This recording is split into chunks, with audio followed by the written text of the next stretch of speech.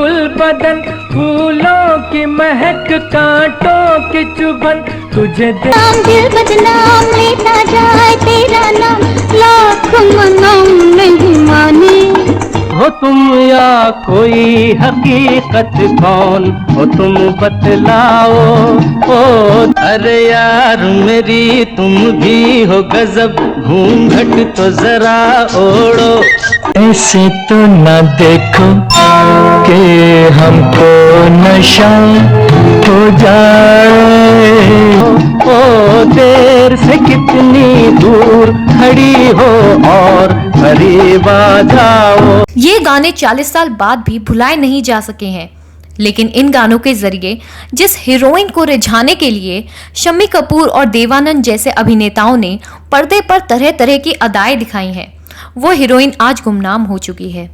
इस वीडियो में हम उस हीरोइन की बात कर रहे हैं जो रातों रात उस समय की टॉप हीरोइनों के लिए खतरा बन गई थी और जिसके प्रशंसकों में भारत के पहले प्रधानमंत्री जवाहरलाल नेहरू भी थे। खुली पलक में झूठा गुस्सा, बंद पलक में प्यार जी। लेकिन खूबसूरत चेहरे और बेहतरीन अदायगी के बावजूद वो मुकाम हासिल नहीं कर पाई और आखिरकार बेहद खराब स्थिति में गुमनामी में ही जिनकी मौत हो गई। हम बात कर रहे हैं प्रोफेसर और तीन देवियां जैसी सुपरहिट फिल्मों में शम्मी कपूर और देवानंद जैसे टॉप हीरो की हीरोइन बनने वाली कल्पना मोहन की। तो आप बने रहिए हमारे साथ।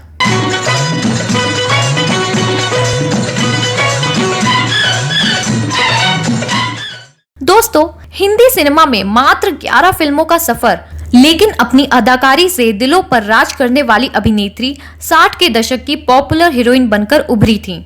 क्या हंसी मोड़ पर आ गई जिंदगानी के हक। 1962 में चीन से युद्ध ने भारत में हताशा और गुस्से का माहौल बना दिया था, लेकिन उसी दौर में शंकर जयकिशन के संगीत और मोहम्मद रफी साहब के गानों से सजी फिल्म प्रोफेसर ने हंगामा मचा दिया। 50 साल बाद भी इस फिल्म के गीत भुलाए नहीं जा सके हैं। तुम प्यार छुपा के हारे, मैं प्यार जता के हारा।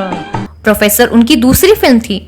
उनकी पहली फिल्म शक्ति सामंत के निर्देशन में बनी हास्य प्रधान नॉटी बॉय थी, जिसमें उनके हीरो थे किशोर कुमार। दिलों के अब जोड़ दो।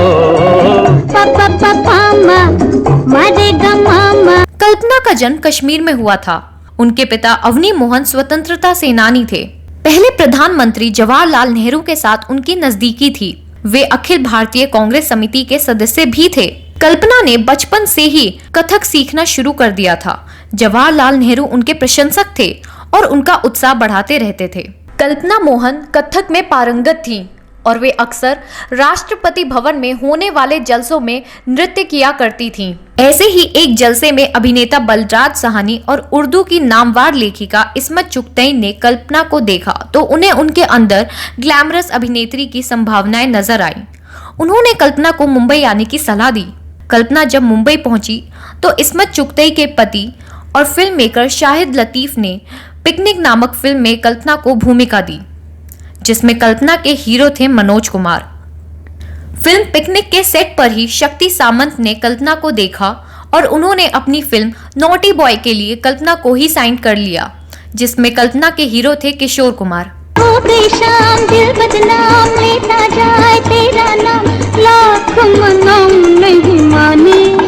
उन दिनों प्रोफेसर फिल्म के लिए लेक टंडन को शम्मी कपूर के साथ नए चेहरे की तलाश थी और लेक टंडन ने कल्पना को देखते ही साइन कर लिया। प्रोफेसर ने सफलता की नई इबारत गाड़ दी। गुल बदन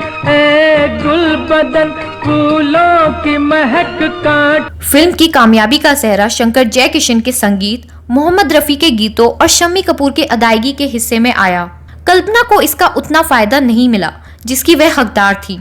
कल्पना इससे मायूस नहीं हुई और आने वाले अच्छे दिनों की आस में वो मुंबई में ही बनी रहीं। कुछ समय बाद उन्हें देवानंद के साथ तीन देवियां फिल्म में काम करने का मौका मिला। इस फिल्म में कल्पना के अलावा सिमी और नंदा भी थी। तीन देवियां म्यूजिकल हिट साबित हुई। इस फिल्म ने भी रिलीज होते ही रिकॉर्ड तोड़ दिए थे। कल्पना की आंखें बेहद खूबसूरत थी। हर कोई उनकी आंखों की तारीफ करते नहीं थकता था। इस फिल्म में मोहम्मद रफी और किशोर कुमार के गानों ने खूब तहलका मचाया। जो 40 साल से ज्यादा समय बीतने के बाद भी लोकप्रिय हैं। ओ देर से कितनी दूर खड़ी हो और करीब आ जाओ। अरे यार मेरी तुम भी हो गजब, घूंघट तो जरा ओढ़ो। ऐसे तो न देखो कि हमको नशा हो जा। लेकिन अपने समय की ये जबरदस्त हिट फिल्म भी कल्पना को खास फायदा नहीं पहुंचा सकी। कल्पना ने करीब 10 साल तक फिल्मों में काम किया। उनका करियर काफी छोटा रहा, लेकिन जब तक वो फिल्मों में रहीं, दूसरी हीरोइनों के लिए खतरा बनी रहीं। देवानंद की किसी भी फिल्म की सफलता की शोहरत देवानंद के इर्द गिर्द ही घूमती थी। बाकी वाहवाही इस फिल्म के संगीत को मिली। जब कल्पना ने फिल्मों में काम करना शुरू करा तो उन्होंने एक फिल्म में मधुबाला जैसी सुपरस्टार को भी रिप्लेस कर दिया था। हालांकि फिल्म कुछ खास नहीं चली थी, लेकिन मधुबाला को किसी फिल्म में रिप्लेस करना ये एक बड़ी बात थी। शम्मी कपूर के साथ उनकी फिल्म प्रोफेसर सुपरहिट हुई थी। शम्मी कपूर के साथ इतनी बड़ी हिट देने के बावजूद जब डायरेक्टर्स ने फिर से शम्मी और कल्पना की जोड़ी बनानी चाही, तो शम्मी ने उनके साथ काम करने से मना कर दिया। शम्मी का कहना था कि वो सनकी हैं। शम्मी कपूर उस वक्त के पॉपुलर हीरो में से एक थे। उनके कल्पना को सनकी कहने के बाद से हीरो ने उनके साथ काम करने से मना कर दिया। डायरेक्टर्स भी उन्हें अपनी फिल्म में लेने से कतराने लगे। उसके बाद उनकी कुछ फिल्में रिलीज हुई, जैसे तीसरा कौन और सहेली आदि, लेकिन उन्हें कोई खास लाभ नहीं हुआ और कल्पना को एहसास होने लगा था कि फिल्मी दुनिया के तौर तरीकों को अपनाना उनके लिए संभव नहीं हो पाएगा। देर रात की पार्टियों और दूसरी मौज मस्ती में वो शामिल नहीं हो सकती। कल्पना को कुछ और फिल्में मिली। इसमें किशोर कुमार के साथ प्यार किए जा और बीवी और मकान भी शामिल थी। ये फिल्में भी कल्पना के करियर को आगे बढ़ाने में कामयाब नहीं हो सकी। कल्पना फेमस होना चाहती थी, लेकिन अपने गिरते करियर को देखकर वो डिप्रेशन में चली गईं। तभी उनकी लाइफ में राइटर सचिन भौमिक आए। कल्पना ने सचिन से शादी कर ली। शादी के बाद वो फिल्मों से गायब हो गईं, लेकिन उनकी शादी भी ज्यादा दिन तक टिक नहीं पाई। जल्द ही दोनों का डाइवोर्स हो गया।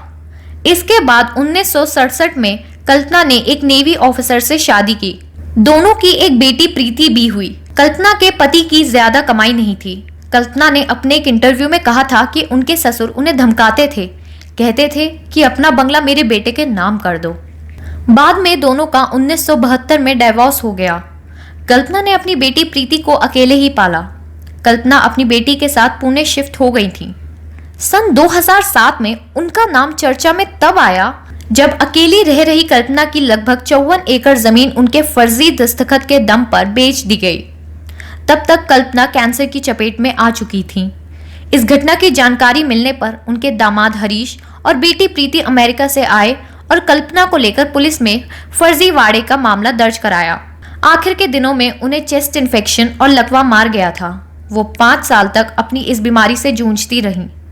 वो इस बीमारी की वजह से बेहद कमजोर हो गई थीं। 4 जनवरी 2012 को हॉस्पिटल में ही उनका निधन हो गया था।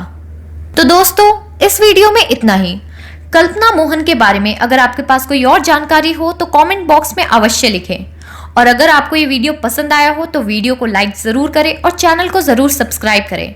अगले वीडियो में मैं फिर फिल्मों, गीतों और फिल्मी हस्तियों से जुड़ी कोई नई कहानी या नई जानकारी लेकर हाजिर हो जाऊंगी। तब तक के लिए नमस्कार।